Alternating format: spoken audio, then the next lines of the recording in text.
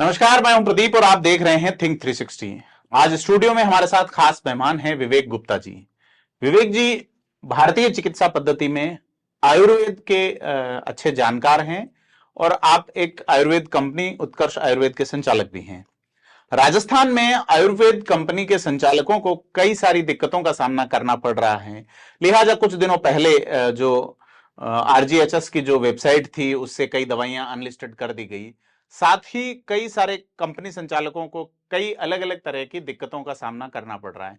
इन तमाम पहलुओं पे राजस्थान में आयुर्वेद की जो फार्मेसी है उसको लेकर क्या स्थितियां हैं और किस तरह की समस्याएं इस चिकित्सा पद्धति को आगे बढ़ने में और कोविड जैसे दौर में जब ये लोगों की संजीवनी बन के खड़ी हुई थी, अब किस तरह से ये संकटों से जूझ रही है, इस पर बात करेंगे विवेक गुप्ता जी से। सर बहुत बहुत स्वागत आपका। नमस्कार। तो हम जानना चाहेंगे किस तरह की ये समस्याएं आ रही हैं। अभी आपने जैसे बताया आरजीएचएस स्कीम अच्छी स्कीम है गवर्नमेंट की, लेकिन यहाँ पर 300 से ऊपर लाइसेंसेस हैं राजस्थान में, जो राजस्थान की गवर्नमेंट, राजस्थान की अथॉरिटीज़ उसको मॉनिटर करती है। अब आरजीएचएस में जो प्रोडक्ट्स हैं वो बाहर की, राजस्थान के बाहर के प्रोडक्ट तो उसमें लिस्टेड हैं, राजस्थान की कंपनीज के प्रोडक्ट लिस्टेड नहीं है। तो ये जो ऐसा लगता है कि भाई अपनी अथॉरिटीज़ पे भी अपना विश्वास नहीं कि अब हम प्रोडक्ट कैसे बनाते हैं, इस पर कॉन्फिडेंस तो रहना चाहिए सरकार। तो आपका लाइसेंस राजस्थान गवर्नमेंट की ओर से दे दिया गया जी है, जी क्योंकि दवाइयां बनाते हैं तो ठीक होने तक के स्तर की भी होती हैं। जी मतलब जी। उसमें आप कमी करेंगे तो लाइसेंस रद्द हो जाएगा, बस वेबसाइट पे। जीएमपी सर्टिफिकेशन है, जी जी गुड मैन्युफैक्चरिंग प्रैक्टिसेस। जी बिना जीएमपी सर्टिफिकेशन की जो कंपनी है उसका प्रोडक्ट नहीं ले। जो जी जिसको गवर्नमेंट ने अपने नॉर्म्स में जीएमपी सर्टिफिकेशन दे रखा है उसके प्रोडक्ट सभी तरह के आने चाहिए। अब क्लासिकल प्रोडक्ट है, जैसे अभिपत्ति कर चूर्ण है, लवण भास्कर है, अब दुकान पर सभी कंपनियों के बिकते हैं। अब आरजीएचएस में क्या हुआ कि एक कंपनी, दो कंपनी जो बाहर की है उनके हैं, या कोई लोकल कोई ऐसे प्रोडक्ट हैं, सभी के क्यों नहीं है? मेरा प्रश्न ये है कि भाई सभी के होने चाहिए, क्योंकि आपने लाइसेंस सबको दे रखा है। दूसरा, जनता के पास भी सारे विकल्प होने चाहिए, हाँ वो किसे चुने। हाँ। कई बार क्या आता है रेट्स भी, क्योंकि एक एक की मोनोपोली हुई तो कुछ भी रेट्स रख सकते हैं। आप जब सबके प्रोडक्ट्स डाल सकते हैं, क्योंकि क्लासिकल तो सभी के प्रोडक्ट्स है ना, लवण भास्कर सभी बना रहे हैं। अब लवण भास्कर की वो क्वालिटी है वो आप चेक कर रहे हो, उसके फॉर्मुलेशन तय है। अब उसमें आप अगर कोई दो कंपनियों को ही आप प्रमोट करोगे तो उसके रेट्स वो कुछ भी रखेगा, सामने वाले को एक्सप्लोर करने का चांस है। इसको अपन ऐसे समझें कि जैसे आप देखते हैं कि अमेजन एक प्लेटफॉर्म है जहां आप एज ए मैन्युफैक्चरर या एज ए सेलर कुछ भी आप बेच सकते हैं और सारे साधन आपको वो व्यवस्था उपलब्ध करवाती हैं कि किस तरह से आप उसमें अपलोड कर सकते हैं, अपनी रेट रख सकते हैं और उसी रेट के अनुसार आप लोगों से चार्ज कर सकते हैं। तो कहने का अर्थ ये है कि अगर सरकारी व्यवस्था, सरकारी कोई पोर्टल है जिसपे उस प्रोडक्ट को रिकग्निशन मिलना चाहिए, उपस्थिति उसकी होनी चाहिए, तो अगर वो होगी तो निश्चित तौर पर दरों में कमी आएगी और प्रोडक्ट की क्वालिटी सुधारने के लिए बड़ी कंपनियां भी बाध्य होंगी और छोटी कंपनियां भी, साथ ही जनता को एक अच्छा प्रोडक्ट और उसकी मनचाही रेट में मिलेगा। देखिए कंपटीशन तो हमेशा क्वालिटी इंप्रूव करता है, रेट्स में भी कस्टमर का फ़ायदा होता है। अगर दो तीन कंपनियां ही हैं किसी भी प्रोडक्ट पे तो एक्सप्लॉइटेशन होता है, और सरकार भी ओपन रहनी चाहिए ना, इसमें क्या बात है भाई? जब आपके प्रोडक्ट्स सभी आपने लाइसेंस दे रखा है, सब वो प्रोडक्ट मानकों बना पे हैं। मानकों पे है, फिर उसको क्यों नहीं ओपन करना चाहिए? जी।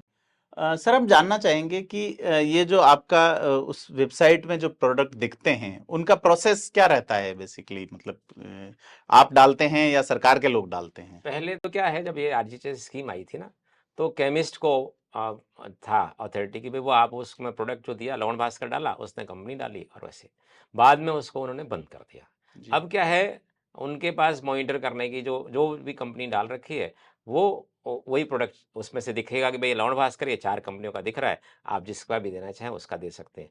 जबकि मेरा कहना है कि जितनी लाइसेंस है ना, कोई भी किसी भी कंपनी का दे सकते हैं। जी।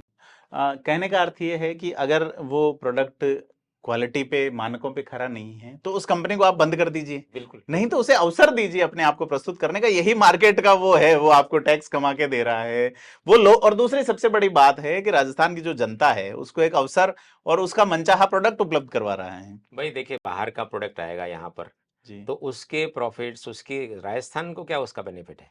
जी राजस्थान में इतने लाइसेंस हैं, उनके क्यों नहीं प्रोडक्ट होने चाहिए? जी। तो और अपन जानना चाहेंगे सर कि ये कुछ दिनों पहले तो इस वेबसाइट से बहुत सारे प्रोडक्ट अनलिस्टेड हो गए, लोगों का पिंक उसमें दिख रहा था क्या? अब वो मेरे को जितनी जानकारी है, मैं तो उसमें, क्योंकि मेरा प्रोडक्ट लिस्टेड ज़्यादा वो है नहीं, तो मैं उसमें, लेकिन ऐसा कहते हैं कि भाई वो रिव्यू कर रहे थे। जी मैंने जो जानकारी की कि भाई रिव्यू कर रहे हैं, कुछ प्रोडक्ट्स बहुत हाई रेट्स के हैं, उनको हम ठीक करेंगे, ये ऐसे का सब करें। लेकिन मेरे को ऐसा लगता है कि अभी उस पर काम करना बहुत आवश्यक है, क्योंकि अगर कंपटीशन कम कर ज़्यादा हो जाएगा ना, तो सब चीज़ें, अब जैसे शिवा गुटिका है, किसी की 500 रुपये आ रही है, किसी की 250 रुपये आ रही है। मैं किसी पेशेंट से मिलने गया, कहने लगे ये तो मैं पहले 250 रुपये की लाता था, अब ये 500 रुपये की आ रही है, वही क्वालिटी है। अब आरजीएचएस में मान लो सरकार कुछ खर्च कर रही है, तो पेशेंट को और सरकार को दोनों को फायदा है जब आप कंपटीशन बढ़ेगा। जी।